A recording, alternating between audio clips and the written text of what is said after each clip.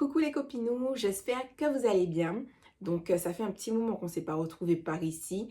Voilà, si vous me suivez sur Instagram, vous savez qu'entre-temps, j'ai accouché. J'ai accouché début janvier.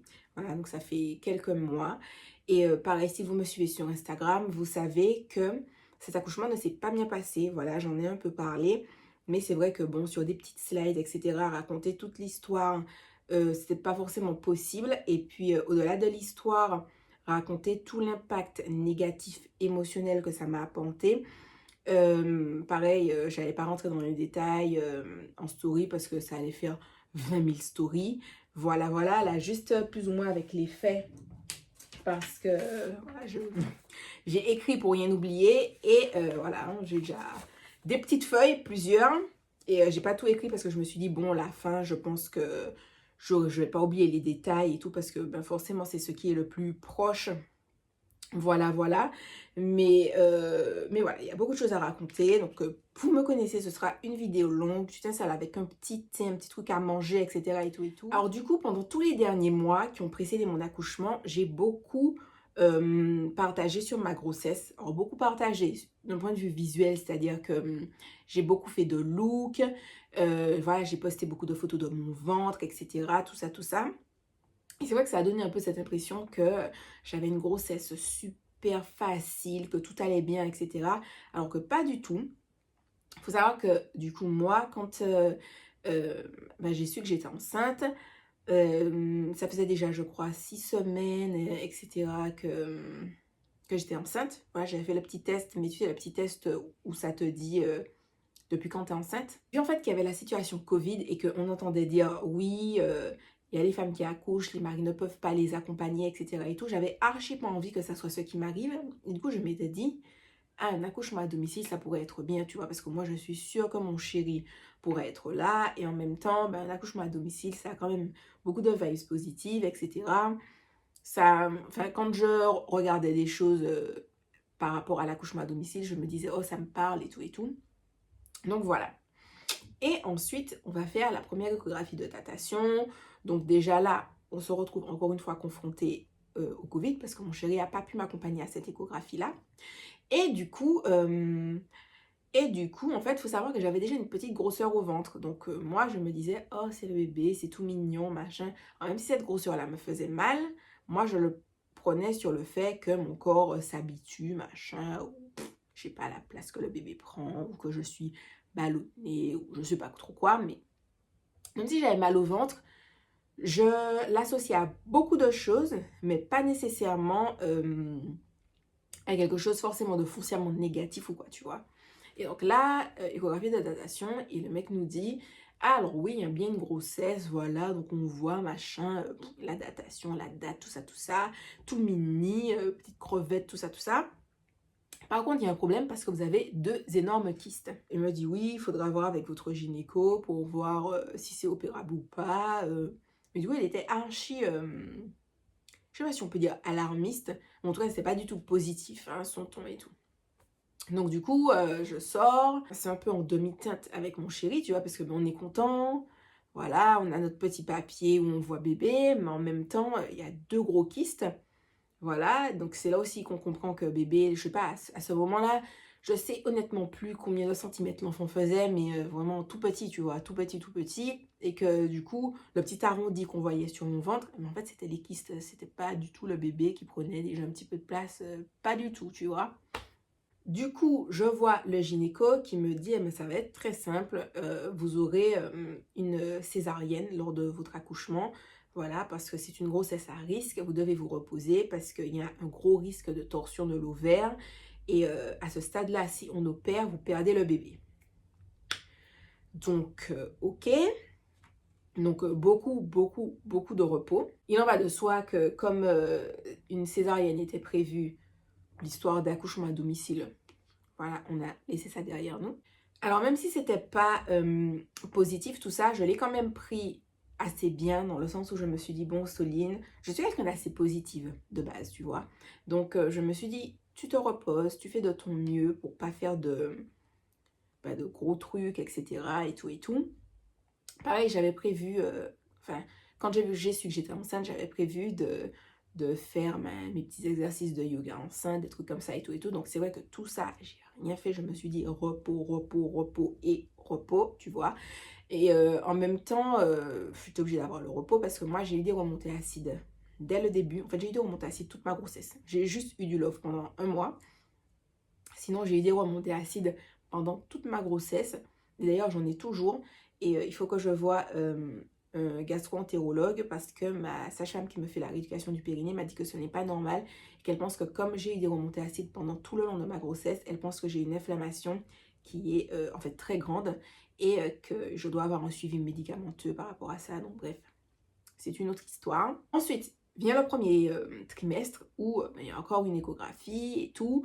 Et on voit que les kystes ont encore grossi. Donc quand je dis qu'ils étaient gros, ils faisaient plus de 20 cm. Enfin, il y en avait deux, donc le cumul des deux faisait plus de 20 cm. Donc le gynécologue nous confirme, oui, vous aurez une césarienne et tout, parce qu'il faut absolument enlever ces kystes-là en même temps que le bébé. Après ce rendez-vous-là, je l'ai pris très positivement parce que, du coup, si vous avez vu ma vidéo où je parlais de mon petit miracle de bébé Chouki, je vous mettrai la vidéo dans un i et tout. En fait, l'échographie a montré que le bébé, en fait, s'était formé sur l'ovaire droit. Et en fait, c'est l'ovaire où j'avais eu mon opération d'endométriose, où on avait ouvert l'ovaire pour enlever le kyste, on avait gratté la trompe, etc. et tout et tout. Et d'ailleurs, le gynécologue que j'avais vu là m'avait dit non, mais vous avez dû vous tromper, c'était pas cet ovaire-là, parce que un ovaire qui a subi une opération, plus une trompe qui a été grattée, un bébé ne peut pas naître de là. Donc voilà, c'était vraiment mon truc de... Voilà, c'était vraiment mon moment miracle. Je me suis dit, Dieu m'avait dit que j'allais avoir un enfant d'un ovaire qui n'était pas censé, genre, enfanter, produire, enfin, voilà, créer la vie. Bah, c'est de cet ovaire non fonctionnel qu'il a créé la vie. Donc voilà, j'étais archi contente, même s'il y avait le côté opération. Je me disais Dieu est Dieu et franchement, c'est pas grave. Mon miracle, je le prends et voilà. Donc on peut dire que après, ça a été le début des complications avec le personnel médical. Pourquoi? Parce que le gynéco que je suivais, il ne servait à rien. Mais quand je dis ça, c'est pas, vous savez, dans une volonté d'amoindrir son travail ou voilà, mais c'est vraiment dans un sens où il ne nous apprenait rien. Mais rien, tu vois. C'est-à-dire que j'ai mon médecin traitant. C'est elle qui nous donnait plus d'informations que lui. Tu vois, par exemple, elle a un peu suivi ma grossesse, donc elle m'avait fait un papier qui disait à quel moment j'allais être, à combien de mois, à quel moment j'étais censée accoucher, machin, etc. Des recommandations pour les remontées acides ou... Enfin, je sais pas, plein de petites choses diverses et variées, tu vois. Là où le gynéco, on s'asseyait devant lui, même par exemple pour l'histoire de césarienne, tu vois, j'ai essayé de poser des questions. Est-ce qu'en fait, vu que la césarienne, je sais que c'est programmé, voilà, et que j'ai ma date comment ça s'appelle, de quand je suis censée accoucher, ma date de terme, est-ce que par exemple c'est une date qu'on définit genre en amont, vraiment en amont, ou est-ce que c'est une date qui est définie en amont, mais genre quand même le mois de ta grossesse, enfin, voilà, explique-moi monsieur comment ça marche. On verra après, on verra après. Donc, à part nous dire, ouais, les kystes sont gros, faudrait opérer. Ça, on est d'accord, ça prend pas 3000 ans pour dire ça à quelqu'un. Ensuite, il s'asseyait. Et pour celles qui ont déjà été enceintes, etc., vous savez, le gynéco, il a une espèce de petit rond là, où il te demande c'est quand la date de tes dernières règles et tout, pour essayer de prédire plus ou moins quand tu vas accoucher.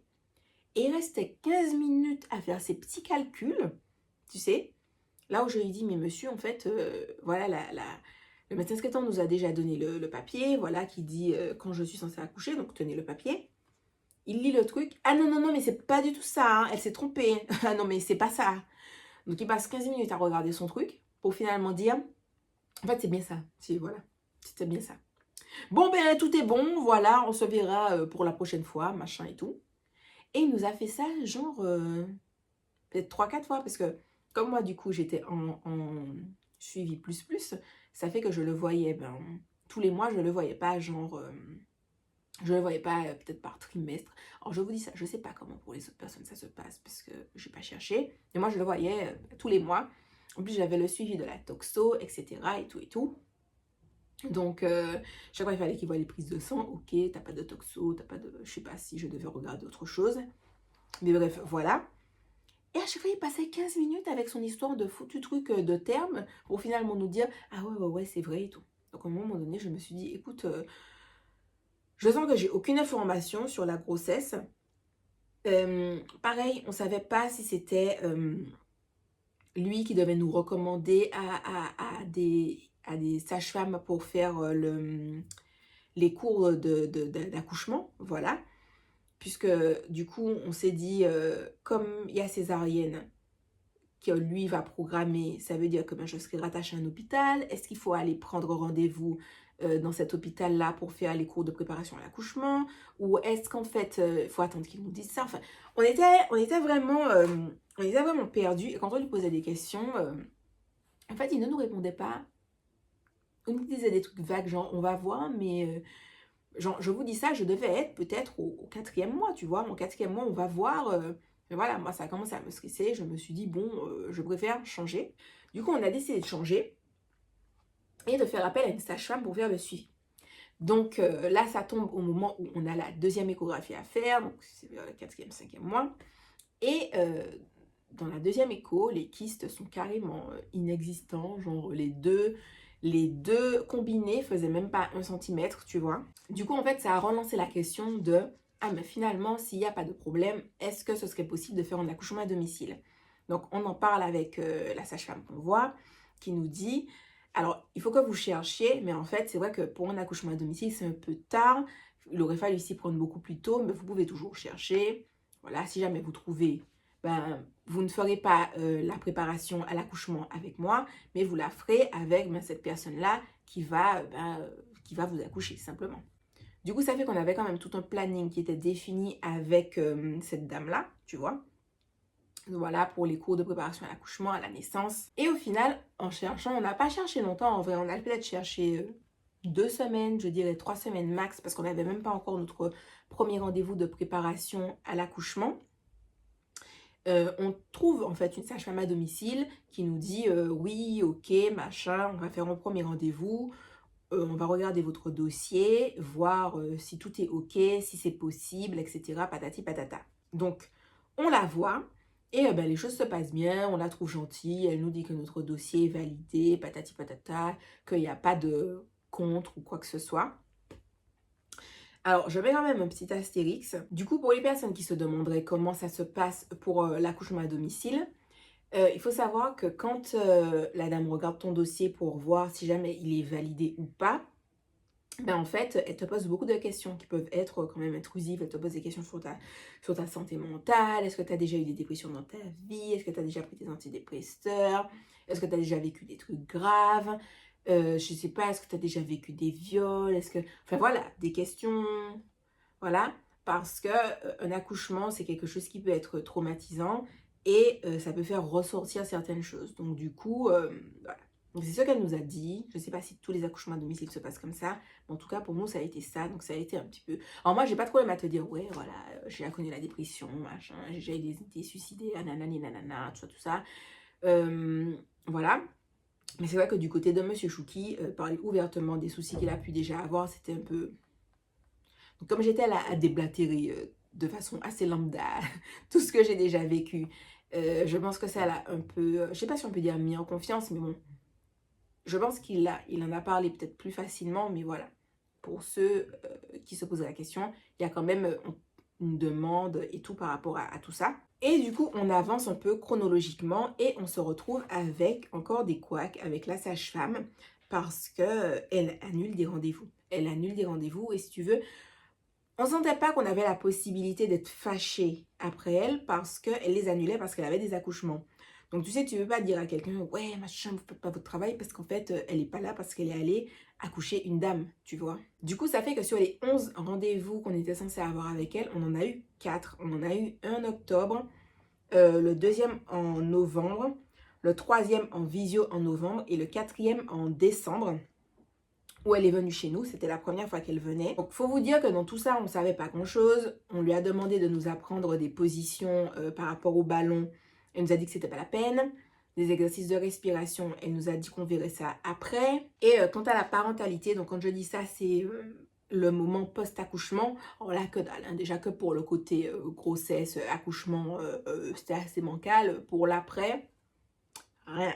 Alors du coup, c'est vrai qu'on peut se dire, mais pourquoi on n'a pas changé? Pourquoi on n'a pas décidé de faire autrement? Si on n'a pas vu les drapeaux rouges, machin, etc. Mais en fait, simplement, on lui a fait confiance. On lui a fait confiance. Quand on a vu qu'elle annulait les rendez-vous et tout, elle nous a dit non, mais que vu que nous, on est à domicile, etc., que les gens, ils ont 1 heure par-ci, 1 heure par-là, parce que c'est genre juste notre point de vue d'organisation, mais que nous, si on a la possibilité d'avoir des plages horaires plus grandes, que du coup, on allait rattraper des rendez-vous comme ça, genre au lieu de faire 1 heure par-ci, 1 heure par-là, qu'on ferait genre je sais pas, genre toute une matinée ou toute une après-midi où elle nous montre plein de trucs, où elle nous explique plein de trucs. Donc en fait, à chaque fois, si tu veux, il y avait ce côté où elle nous disait, mais non, t'inquiète, tout va bien se passer, nanani, nanana et tout. Et au final, quand elle est venue chez nous, elle nous a dit non, mais de toute façon, Soline va dépasser son terme, etc. Du coup, ça nous laisse vraiment un bon mois de préparation. Donc on a le temps de se revoir plusieurs fois, etc. et tout et tout. Il faut savoir qu'entre le moment où elle est venue, et le moment où j'ai accouché, il y a eu juste 1 semaine. Hein. Il y a juste eu 1 semaine qui s'est écoulée. Voilà. Enfin bref, on va pas revenir dessus.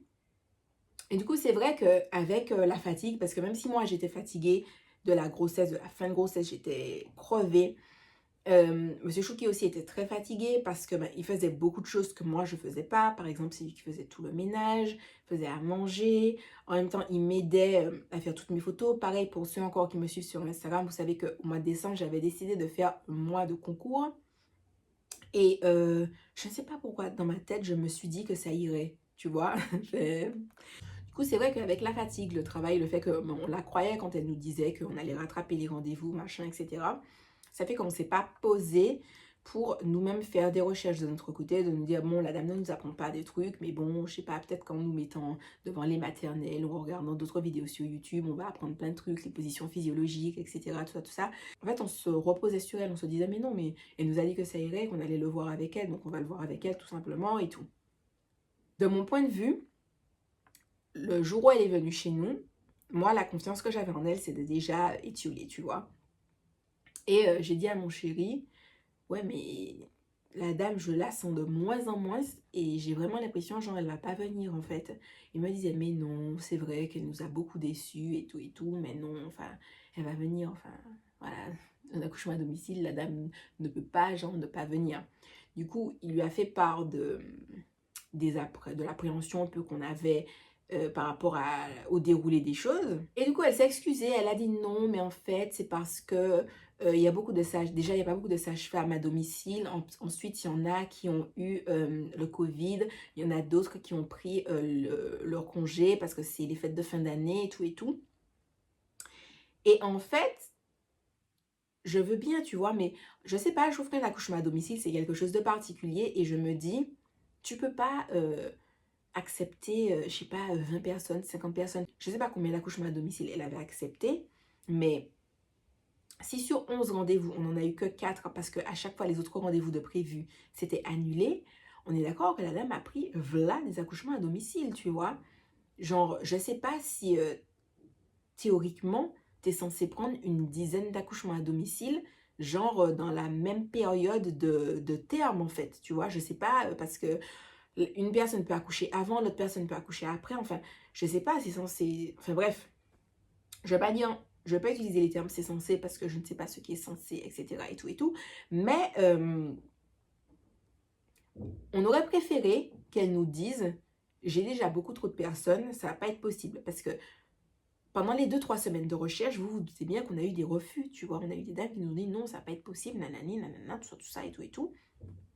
Et ok, on était ok avec ça, on comprend. Et on aurait préféré qu'elle nous dise ça va pas être possible plutôt qu'elle nous dise oui et qu'au final la dame est jamais disponible. Enfin bon, après ça j'ai eu un épisode de faux travail, c'est-à-dire que j'avais des contractions de ouf, etc. Je pensais vraiment que j'allais accoucher. Et en fait c'était pas ça. D'ailleurs, c'est pour ça qu'elle était venue à la maison. C'est pour ça qu'elle était venue, pour voir un peu comment j'allais, etc. Elle nous a dit non, c'est un faux travail, nanani, nanana. C'est pour ça qu'elle s'est déplacée. Je ne sais même pas du coup si j'avais eu le faux travail. Est-ce que la dame se serait déplacée? Nous ne le saurons jamais.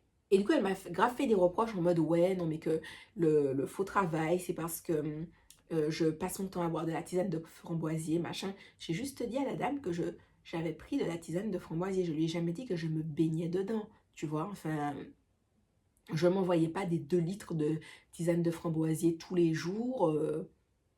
Mais déjà là, j'avais commencé à pas trop aimer le ton sur lequel elle me parlait parce que je me disais, enfin, madame, je sais pas, je suis enceinte, j'essaie de faire de mon mieux. Tu sais, elle me parlait comme si, non, mais ce lien avec cette tisane. Et je me dis, mais. Enfin, voilà, j'ai pas trouvé ça bienveillant. Du coup, ce qui va être la veille de mon accouchement, mon chéri l'appelle et lui dit, oui, voilà, Soline ne va pas bien, elle a des contractions et tout, elle souffre beaucoup, patati patata. Et elle lui dit, ah non, mais j'ai déjà dit à Soline d'arrêter avec ces tisanes de framboisier. Meuf, je les bois plus à partir du moment où tu m'as un peu pissé dessus en me disant que, en gros, j'avais tout ça à cause de tisane. Voilà. Faut vous dire que quand la dame m'a dit, non, mais toi avec tes tisanes de framboisier, j'avais dû peut-être boire 2 fois de la tisane de framboisier. Genre de la tisane de framboisier, le truc est toujours là dans mes placards, tu vois. Enfin non, parce que Monsieur Chouk, il a bu finalement. Mais je veux dire, moi, j'en ai bu que 2 tasses. Donc, non, mais Soline, faut qu'elle arrête avec ses tisanes de framboisier. Donc, il lui dit, non, mais en fait, elle les a déjà arrêtées et tout. Et il dit, non, mais c'est encore un faux travail. Soline, en plus, elle va dépasser son terme, donc on n'y est vraiment pas, etc. Je sais pas pourquoi la dame a décidé que j'allais dépasser mon terme. Je n'en ai aucune idée. Je sais pas. Et donc, elle lui dit non, mais il faut juste qu'elle dorme, qu'elle mange, qu'elle se repose et tout. Sauf que moi, les amis, I can't. Je ne peux pas. Je suis sur les dents, j'ai mal. Voilà. Je continue à avoir mal, donc il continue à l'appeler, à lui envoyer des messages et tout et tout. Elle consent à bien vouloir venir. Il devait être 11h. Il devait être 11h du matin. Elle me fait un toucher vaginal. Elle dit, ah, le col est dilaté à 1 cm. Mais franchement, tu vas archi pas accoucher tout de suite. Et elle me dit que en fait, je peux accoucher vraiment, dépasser mon terme et tout, que 1 cm, ça ne veut rien dire, que je dois juste me reposer et manger. Mais je continue à avoir mal, je continue à avoir mal. Donc elle reste pas parce qu'elle nous dit qu'elle a un autre rendez-vous.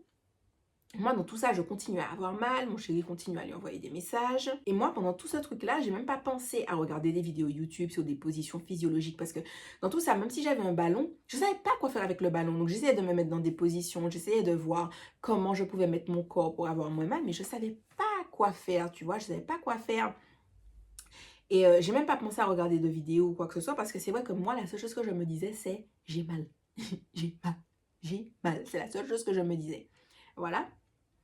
Et il y a un truc qui m'a marqué, c'est qu'elle n'arrêtait pas de dire « Ah non, mais Soline ne sait pas gérer la douleur, Soline ne sait pas gérer la douleur, etc. » Et ça m'a grave affectée parce que je me suis dit « Mais tu ne m'as jamais appris comment la gérer, cette foutue douleur. Tu vois, la dame ne m'a jamais rien montré. Donc comment tu veux que je fasse des trucs si toi, de ton côté, tu me montres pas, enfin, tu maximises pas mes chances de justement bien savoir gérer cette fichue douleur, tu vois ?» Du coup, ça m'a un peu conditionnée à me dire que c'est moi qui exagérais. J'avais une doula, j'ai même pas pensé appeler la doula parce que moi, dans ma tête, j'exagérais et j'allais pas accoucher maintenant, tu vois. Je me disais juste, mais c'est un archi mauvais moment à passer. Et puis voilà, vraisemblablement, tu vois. Même si donc, de notre côté, j'étais en train de me dire, mais j'ai vraiment cette impression que je vais accoucher. Mais comme on me disait, non, meuf, tu te trompes, t'es à côté de tes pompes, etc. Donc voilà. Du coup, après un énième appel de mon chéri, elle finit par nous dire, ah ben, si Soline veut, elle peut se mettre dans la piscine. Mais tu sais, il y avait vraiment ce côté de, non mais la meuf, il en fait des caisses, elle a que dalle, machin, etc. Enfin, je trouve ça archi pas cool, tu vois. Surtout que on l'entendait au téléphone et ça se voyait juste qu'en fait, elle était dans ses préparatifs du 31 et que ça lui faisait chier, tu vois. Il y avait des enfants qui jouaient derrière, machin, des gens qui étaient dans des préparations, etc. et tout et tout. Et ça m'a encore plus énervée après coup, quand la pression de l'accouchement est redescendue, parce que je me suis dit, meuf, tu voulais fêter ton 31 décembre, ton 1er janvier, en fêtant, machin, etc. Tu prends pas de gens qui sont censés accoucher vers cette période-là, en fait. C'est tout, c'est juste, c'est tout. Du coup, Monsieur Chouki commence à monter la piscine, sachant qu'elle était censée nous avoir montré comment la monter. Comme vous pouvez le deviner, elle ne nous avait rien montré du tout. Donc il la monte et il se rend compte que la piscine est trouée, bien entendu. Donc, je suis là en train de souffrir ma race. Il doit partir vite fait à Leroy Merlin acheter, il m'a dit que ça s'appelle comment? De la rustine. C'est un patch qui colle, machin, etc. et tout. Donc, il va acheter ça, il revient, il monte la piscine, il met ses scotch. Parce qu'il n'y avait pas qu'un seul endroit, il y avait plusieurs endroits hein, où la piscine était trouée. Donc, bref, il met son scotch, machin, tout ça, tout ça. Et il va pour brancher le tuyau que la dame lui a donné. Et il se rend compte que ça ne marche pas. Le tuyau n'était pas adapté. Du coup, il essaie de voir avec un de ses voisins s'il a un adaptateur ou quoi que ce soit. Manque de peau, le gars n'en avait pas. Du coup, il a rempli toute la piscine au fait tout. Voilà. Donc, je ne vous dis pas le temps que ça a pris, mais au-delà du temps que ça a pris, c'est fastidieux en fait. Tu vois, c'est quand même une piscine pour que plusieurs êtres humains rentrent dedans. Donc, c'est pas un petit truc de bébé où, ok, en 2 tout, tu as rempli le truc. Tu vois, je vous laisse imaginer le nombre de tout que le gars a dû transplanter pour remplir la piscine. Donc, je finis par rentrer dans la piscine. Elle nous dit de l'appeler pour écouter les sons que je fais quand je dis que j'ai mal et tout. Et elle en déduit aux sons que je fais que je ne suis pas dilatée. Je suis presque pas dilatée, que ça n'a pas bougé depuis quand elle est venue et que non, en fait, voilà, je dois juste me reposer et manger. C'est toujours pas pour maintenant, machin, etc. Et donc, après 10 heures à souffrir comme ça, je me suis dit non, moi je vais aller à la maternité. Voilà, c'est bon, j'ai eu ma dose. Je vais aller, je vais demander une péridurale. Parce que moi, dans la tête, je me suis dit, non, je suis sûre que je suis en train d'accoucher. Je suis sûre, la dame n'arrête pas de dire, non, c'est pas maintenant. Parce qu'en fait, elle ne nous a pas dit, je ne viens pas. Elle nous a dit, je vais venir quand le travail aura vraiment commencé. Donc, il y avait cette notion de, cette meuf est complètement à l'ouest. Elle a des petits pincements comme ça et elle a décidé qu'elle est en train d'accoucher, que c'est des contractions, machin, alors que pas du tout. C'est ce qu'elle nous faisait ressentir, tu vois. Au final, je vous dis pas toute la souffrance, parce qu'il a fallu aller dans la voiture, faire tout le trajet, parce qu'on avait pris une maternité qui n'était pas à côté de chez nous, mais qui était proche de soit son domicile, soit... Non, elle nous a dit que c'était une maternité qui n'avait rien contre les accouchements à domicile et que du coup, on n'allait pas être stigmatisé ou quoi que ce soit. Lol. Je ne suis pas encore arrivée à cette partie de l'histoire. Et donc, on s'est tapé 45 minutes de route. 45 minutes de route, une meuf qui a des contractions. Je te laisse imaginer la souffrance de la dame. J'ai dit 45 minutes, mais c'est peut-être pas 45 minutes. Peut-être que c'était 30 minutes. Mais voilà, toujours est-il qu'on n'était pas à 5-10 minutes de l'hôpital, tu vois. Alors qu'on a un hôpital à 2 minutes de chez nous. Mais bref, on l'a écouté, on y va, etc. Donc j'arrive, les gens très gentils, ils me reçoivent, patati patata, toucher vaginal pour voir où j'en suis. J'en suis à 5 cm, je peux avoir ma péridurale. Ah bon? C'est fou ça, je croyais que j'accouchais dans 10 jours. Un peu dit, ah non, non, le travail a bel et bien commencé, vous êtes à 5 cm, c'est bien, vous avez fait du bon travail, machin, nanani, nanana. Ok.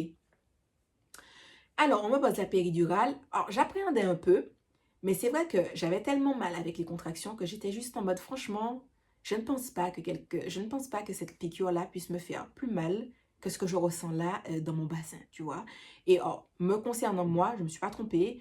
Ils ont fait la péridurale. Alors oui, j'ai senti que j'avais une piqûre, mais rien pour dire, oh mon Dieu, c'est la fin du monde. Non, voilà. Ça m'a fait comme un pincement dans le dos, mais sans plus. Pareil, c'est pas une sensation genre qui perdure. Ça fait genre comme si t'as un pincement et puis boum, la douleur s'en va. Moi, c'est ce que j'ai ressenti en tout cas. Donc, on me met la péridurale, etc. La douleur passe. Et on m'a dit oui, pour faciliter la descente de bébé, de me mettre sur la gauche. Début des emmerdes, parce que je me mets sur la gauche. Mais du coup, en fait, toute la péridurale est passée à gauche. Et du coup, je me suis remise à avoir mal. Mais du coup, ça fait que je n'avais aucune douleur pendant quelques heures. Et puis, je me suis mise à avoir des douleurs, mais genre de dilatation de 8 cm. Donc, j'avais mal ma race. J'ai dit aux gens, non mais je vous assure, il faut peut-être me faire une échographie, il faut voir si j'ai pas un organe qui a explosé, je vous assure, j'ai mal. Alors moi, je n'ai archi pas lâché l'anesthésiste ou qui que ce soit. Alors j'ai insulté personne, tu vois, mais j'ai dit, ah non, non, non, non, il faut me mettre plus de produits, il faut faire quelque chose, il faut... Voilà. Donc on m'a dit non, mais de me mettre à droite, ça a été archi difficile parce que c'était de ce côté-là que j'avais mal. Donc j'ai réussi à tenir 20 minutes à droite. Et quand l'anesthésiste a vu que j'avais toujours mal, il a dit, ok, on va me poser une deuxième péridurale. Et je me suis dit, mais les meufs qui disent, ouais, la péridurale n'a pas marché, et puis qui ont accouché comme ça, peut-être que c'est juste des meufs qui font pas chier leur monde, tu vois, parce que moi, j'étais en mode, ah non, c'est hors de question, je ne sais pas. Il faut faire quelque chose, parce que moi, j'ai mal. Non, non, non, moi, j'ai mal. Donc, mettez plus de produits, faites-moi une anesthésie générale s'il le faut, mais moi, moi non, ça ne va pas, hein. Il faut faire quelque chose, les amis. Donc, je sais pas comment les filles qui ont la péridurale qui ne marchent pas font. Je sais pas. Franchement, vous avez énormément de force et de courage parce que moi là, j'étais au bout de ma life, au bout du bout du bout. Donc bon, deuxième péridurale, ça va.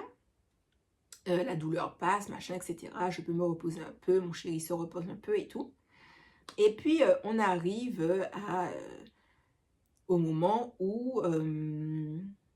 alors, j'étais assez dilatée, mais le bébé n'était pas descendu, assez descendu. Donc, on attend encore un peu et boum, c'est le moment où je dois accoucher. Alors, j'ai pas poussé longtemps, j'ai dû pousser genre peut-être 10 minutes. Et du coup, la sage-femme me dit qu'on voit sa tête et elle ne me demande pas mon avis et elle utilise des forceps. Alors ça, je ne l'ai pas vu sur le coup, c'est en lisant le résumé de mon intervention en partant que j'ai vu qu'on avait utilisé des forceps. Et j'ai trouvé que ça se faisait pas en fait, faut dire ça. Surtout que ça faisait pas longtemps que je poussais, ça faisait pas longtemps que je m'étais réveillée, donc j'étais reposée. C'est pas comme si j'étais crevée, ça faisait des heures et des heures que je poussais, pas du tout. Bébé, au niveau du monitoring de son cœur, tout allait bien. Il n'y avait aucune raison que la dame accélère le processus alors que tout allait bien. Donc, bébé est né, bébé va bien, je vais bien, tout le monde va bien. Et du coup, mon chéri a la sage-femme à domicile au téléphone, il lui dit ça. Et, parce que bien entendu, dans tout ça, vous pensez que la dame s'est déplacée pour venir à la maternité? Anyway, donc, il lui dit ça.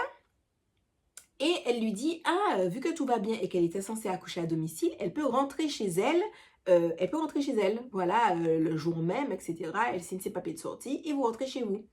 Alors il lui dit, ah bon, mais je ne savais pas que ça pouvait se passer comme ça. Mais c'est cool, ok, mais je lui dis ça et tout et tout. Donc il me dit ça. Je suis aussi surprise. Et je lui dis, ah ben, bon, ben ok, tu vois, si c'est pas nécessaire, ben ouais, je vais rentrer chez moi et tout. Donc, on me ramène dans ma chambre et je commence à faire mes petits trucs pour arranger mes petits trucs puisque ben j'avais ma valise de maternité. Monsieur Chou qui avait bien sorti des petites choses pour moi et tout et tout. Donc du coup on range tout ça vu qu'on se dit ben si c'est pas nécessaire et tout. Et là il y a la pédiatre qui arrive et qui nous dit alors moi je suis contre cette sortie, voilà, vous voulez sortir mais en fait, il faut rester 48 à 72 heures. En plus, votre fils a un risque d'ictère. Donc, l'ictère, c'est jaunisse. Hein, voilà, un risque de jaunisse. Donc voilà, il faut faire un suivi et tout et tout. Et en fait, elle nous a dit, oui, si vous ne le gardez pas avec... si vous restez pas à l'hôpital et que finalement c'est ça, vous devrez aller aux urgences. Et en fait, ça, c'est pas quelque chose qui... C'est pas que ça me faisait pas peur, mais c'est que j'étais censée accoucher à domicile. Et je savais que si jamais il y avait un problème, quel qu'il soit, j'allais devoir me rendre aux urgences, en fait. Et du coup, je comprenais pas cette notion un peu d'urgence, dans le sens où je lui ai dit, mais si je l'amène aux urgences, qu'est-ce qui va se passer? Ah, mais on va le mettre sous une lampe et puis il va rester là quelques heures, voilà. Il n'y a pas de truc genre, s'il n'est pas là, il va mourir ou quoi que ce soit. Enfin, je ne comprenais pas l'urgence du truc. Donc, je lui ai dit, ah, ok.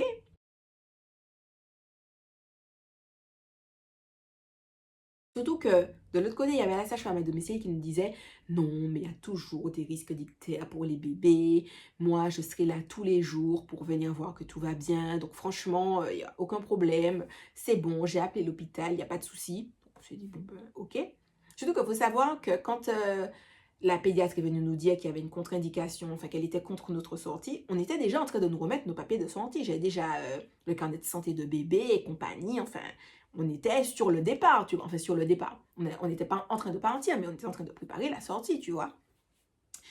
Donc voilà. Et ensuite, on nous dit, alors, entre-temps, il y a les check-up de bébé et tout, et on nous dit, ouais, bébé a froid. On nous dit, ouais, bébé a froid, il faut faire du pot à pot. Donc, on fait du pot à pot avec lui et tout, on est très content de faire notre pot à pot avec nos bébés, tout ça, tout ça. La dame revient peut-être 2 heures plus tard, 2-3 heures plus tard, elle reprend ses températures et elle dit, la température a grimpé, mais pas suffisamment.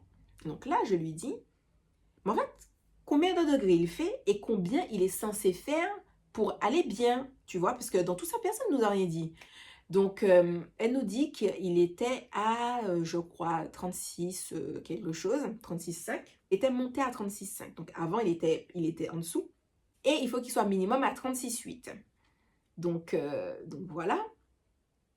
Il faut savoir qu'à partir du moment où la dame nous a dit que bébé avait froid, je me suis dit, ah, je ne vais pas rentrer. Je ne vais pas rentrer parce que moi, quand j'ai accouché, il faisait -3 dehors. -3 dehors, je me suis dit, il est hors de question. Cet enfant-là, il était là au chaud dans mon ventre. Je ne vais pas le faire affronter des -3 alors qu'il a déjà froid. C'est mort de chez mort, tu vois, c'est super mort. Et alors, du coup, pour ceux qui nous suivent sur Instagram, vous savez que mon chéri adore cuisiner. Déjà en temps normal, sans qu'il y ait aucun truc à fêter, il adore cuisiner. Mais alors, vous vous dites bien que quand c'est des histoires de 31, d'anniversaire, de Noël, le mec qui te fait des menus à 25 plats, tu vois. Donc, quand je lui ai dit, ouais, je reste à l'hôpital, tout ça, il a dit, ok, il est allé préparer ses petits Tupperware de tout ce qu'il avait préparé, machin et tout. Comme ses parents ont su que j'avais accouché et que pendant toute ma grossesse, je n'avais pas pu manger de saumon fumé parce que j'avais le risque de la toxoplasmose. Donc, ils avaient déposé une petite plaquette de saumon fumé, trop gentil et tout. Et donc, il me fait des petits Tupperware de plein de trucs. Il m'a rapporté, je sais pas, des écharpes. Et puis, il a pris aussi des trucs pour lui, pour être plus confortable la nuit. Mais on n'était pas dans une dynamique de on part, hein, tu vois. Donc on est là, on passe la nuit, on mange, machin, tout ça, tout ça. Il faut savoir que même en étant resté, il continuait quand même à avoir un peu froid. Donc bref, on est là, on le surveille, on fait du pot à pot avec lui, machin, tout ça, tout ça. Et du coup, la pédiatre arrive, genre le lendemain. Genre, elle ouvre la porte comme ça, alors qu'il y a les dames qui étaient là, les auxiliaires de puéricultrice, je pense, de puériculture, qui faisaient les soins à bébé, qui le regardaient un peu, tout ça, tout ça. Et elle nous dit, ah ouais, non seulement je vous avais déjà dit que j'étais contre que vous sortiez, mais vous tenez absolument à sortir. Je vous dis qu'il y a un risque de jaunisse, vous vous en foutez. On vous dit que votre bébé a froid, vous ne voulez pas faire de pot à pot avec votre bébé. Vous ne voulez pas faire de pot à pot avec votre bébé, machin, genre qu'on est complètement irresponsable. Nous, la seule chose qu'on veut, c'est rentrer chez nous et qu'elle va poser un signalement. Donc, on est là, on ne comprend pas, parce qu'à aucun moment, on a dit qu'on veut absolument partir. On est installé, tu vois. En plus, le réfrigérateur de ma chambre ne fonctionnait pas. Donc, on est là avec nos petits Tupperware qui sont sur le bord de la fenêtre parce qu'il faisait froid. Donc voilà. Mais du coup, à aucun moment, on est dans une thématique de... à aucun moment, on est dans une thématique de... on rentre chez nous absolument, en fait, tu vois. Donc moi, je suis choquée. Mon chéri aussi très choqué. Je ne sais plus vraiment comment ça s'est passé après ça. Je ne sais pas si je lui ai dit que c'était pas ce qui était prévu ou si juste simplement elle est repartie. Genre elle est venue sortir son truc et elle est repartie. Je ne me souviens plus. Mais du coup, je dis aux auxiliaires de puériculture qui sont là que je ne comprends pas, que c'est du n'importe quoi et tout. Et il y a la sage-femme qui est venue après, qu'on avait déjà vu plusieurs fois et tout. Je lui ai dit que je veux parler à un responsable pour me plaindre parce que ça ne se fait pas. Et qu'elle est partie du principe qu'on voulait faire plein de choses. En fait, pendant tout l'après-accouchement, les gens nous ont traités comme des gens qui, comme ils étaient censés accoucher à domicile, tenaient absolument à rentrer chez eux, des gens un peu hippies, un peu ceci, un peu cela, alors que pas. Donc pour le coup, ouais, on était censé être dans un hôpital qui ne stigmatise pas l'accouchement à domicile, mais c'est totalement ce qu'on a ressenti. Donc c'était à Nanterre, hein, pour ceux qui se posaient la question. Voilà, je le dis, j'en ai rien à foutre. Voilà. Je sais pas si je vais garder ça au montage. Mais bref, et je pense qu'à partir du moment où j'ai dit que je voulais me plaindre à son supérieur, là, la pédiatre s'est dit, ah mince, mince, peut-être que je ne devrais pas menacer les gens de les signaler aux services sociaux comme ça, tu vois. Donc elle est venue s'excuser, non mais on s'est mal compris, j'ai cru que vous teniez absolument à rentrer chez vous alors que bébé avait froid. Est-ce que tu nous as posé la question? Nous on est là, on est installés, tu as bien constaté qu'on a passé la nuit à l'hôpital, qu'on n'est pas parti. Donc tu vois bien qu'on n'est pas dans une dynamique de sur le départ. Comment tu peux dire à des gens, on croyait que vous partez, on a déjà dormi sur place. Donc complètement dépassée, saoulée. Donc elle nous dit, ah non, c'est parce qu'on s'est mal compris. Donc je pense qu'elle a vraiment senti que c'était chaud sur ses fesses. parce qu'elle nous a pas dit juste à elle s'excuser, puis elle est repartie. Elle a passé 45 minutes à s'excuser. Je lui ai dit, moi, écoutez, moi, vos excuses, vos trucs de c'est un quiproquo, je ne vous crois pas, voilà. Je ne lui ai pas dit que j'acceptais pas ses excuses, mais je lui ai dit que pour moi, elle sait très bien qu'elle fait du bullshit, tu vois. Je sais pas comment je lui ai dit ça, mais en tout cas, c'était très clair et net. Je lui ai dit, moi, vous savez très bien ce que vous avez dit, parce qu'après ça, elle nous a dit, non, en plus, j'ai pas parlé de signalement. Meuf, il y avait au moins 2-3 auxiliaires de puériculture dans la salle. J'avais mon chéri, j'avais moi, j'avais une amie qui était là. On a tous entendu le mot signalement. On l'a tous entendu. Donc, à un moment donné, voilà. Mais au-delà du fait que ça ne se fasse pas, ça a été archi traumatisant pour nous, parce que bah, du coup, pour ceux qui me suivent déjà depuis un moment, vous savez que bah, moi, j'ai été maltraitée dans mon enfance. Donc, moi, à une période de ma vie, j'ai voulu faire appel aux services sociaux. On m'en a dissuadé. Voilà. Il faut savoir que mon chéri a lui aussi eu un passif plus ou moins dans le même goût que le mien, où lui, on lui a demandé de mentir aux services sociaux. Donc, tu sais, c'était juste hallucinant pour nous. Tu vois, on est là, un couple de personnes qui ont vécu des trucs dans leur enfance. On a tous les... Je sais pas comment dire. On a toute la volonté du monde pour que notre enfant ne subisse jamais ça, pour que notre enfant soit bien. On est là en train de faire au mieux. T'imagines, je viens d'accoucher. Voilà, on est là en train de regarder notre bébé, on est content, mon chéri m'a ramené des choses à manger, on est là, on le garde dans un petit cocon, et puis on vient nous dire, ouais, on va vous signaler aux services sociaux. Donc, même si c'est un truc qui est passé, moi, je vous le dis, émotionnellement, c'est un truc qui est archi pas passé. Voilà, à tout moment, j'ai peur d'avoir un problème avec le corps médical, même si il n'y a pas forcément de problème, tu vois, mais même, tu vois, genre dernièrement, euh, mon fils s'est fait hospitaliser parce qu'il devait faire des examens, etc. et tout. Déjà, premièrement, j'étais pas sereine. Ensuite, quand l'infirmière rentre dans la chambre, elle me dit ah, vous êtes un proche de l'enfant? Je suis sa mère. Donc, je sais que mon enfant ressemble juste à un asiatique, il ressemble pas à un noir. Mais enfin, c'est plein de trucs comme ça où je me dis ça me fait peur en fait. Ça me fait peur. Je me dis à tout moment, est-ce que des gens ne vont pas me signaler pour X ou Y raison, ou penser que je suis allée voler un bébé parce que il a des yeux bridés et que moi j'ai pas des yeux bridés. Enfin, voilà.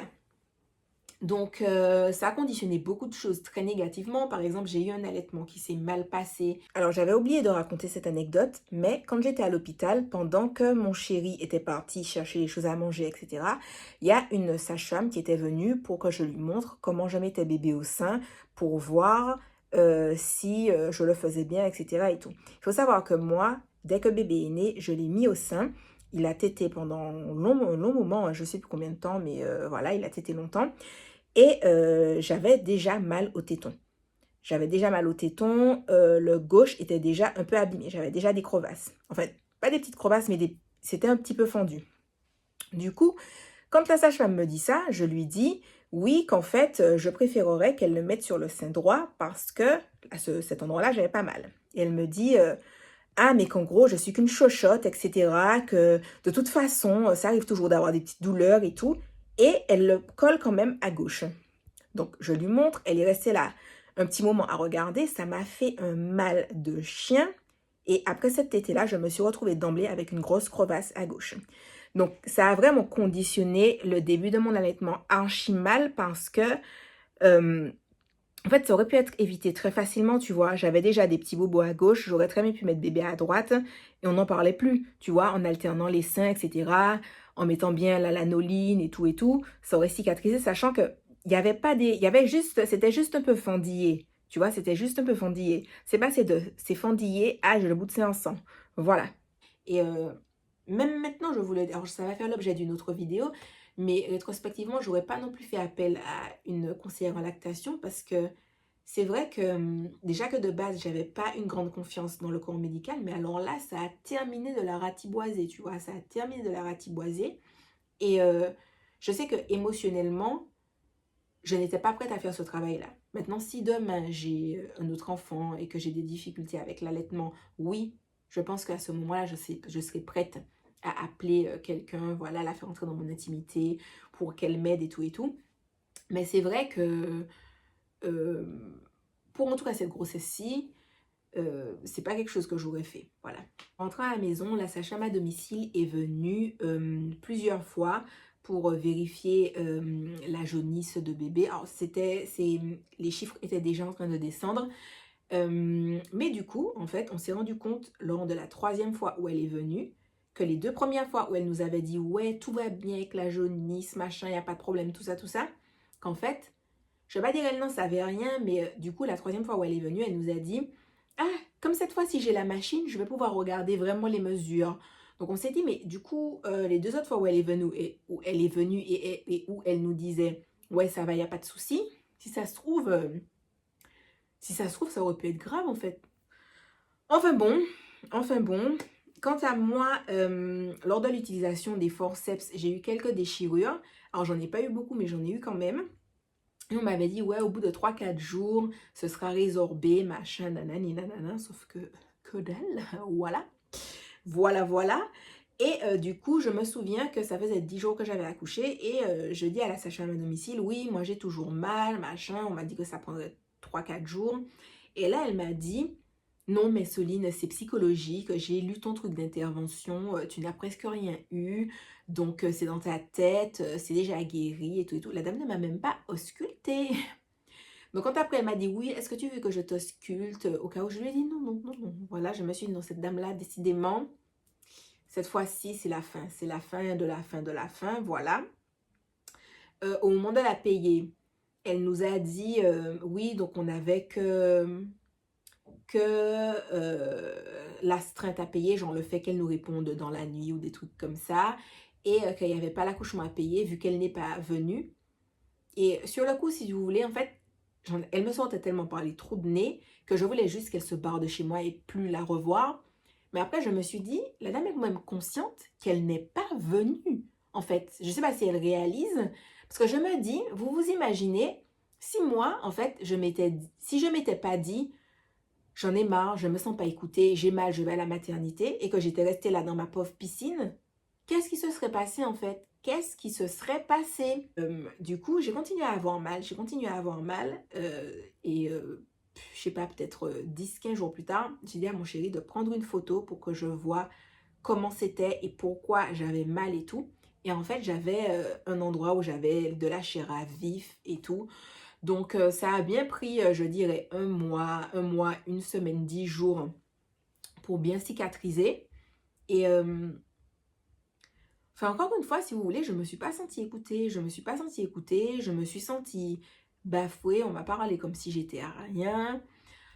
Enfin voilà, donc voilà tout mon récit traumatisant. Alors pour moi, je sais que pour d'autres femmes, ça ne le sera peut-être pas, voilà, mais on a chacune nos expériences, on a chacune les choses qui nous touchent, voilà. Parce que du coup, si vous me suivez sur Instagram encore une fois, vous savez que les galères médicales ne se sont pas arrêtées là. Donc cette vidéo-là est bien assez longue. Il y aura une future vidéo où je vais vous parler des soucis de santé de bébé Chouki et du fait que comme encore une fois le corps médical ne nous a pas écouté, quelque chose qui aurait pu être pris en compte dès le début, ça s'est pas fait, voilà, et donc voilà, il se retrouve avec 3 pathologies. Enfin bref, donc j'en parlerai dans une prochaine vidéo. Pour les futures mamans qui me suivent, je tiens quand même à vous dire que la façon dont mon accouchement s'est passé, ça ne veut pas forcément dire que le vôtre se passera comme ça. Je pense notamment à celles qui font appel à une sage-femme à domicile et tout. Je pense que le cas dans lequel on a été, c'est un cas qui est plutôt rare. Enfin, quand je dis plutôt rare, je dis pas que ça n'arrive pas, hein, voilà, mais je dis juste que ça arrive pas systématiquement, voilà. Ça veut pas dire que pour vous, ça se passera comme ça. Et donc, voilà, je vais arrêter ma petite vidéo ici parce qu'elle est déjà archi méga longue. Et ceux qui sont là, je vous fais de gros bisous et je vous remercie d'être restés jusque là dans la vidéo.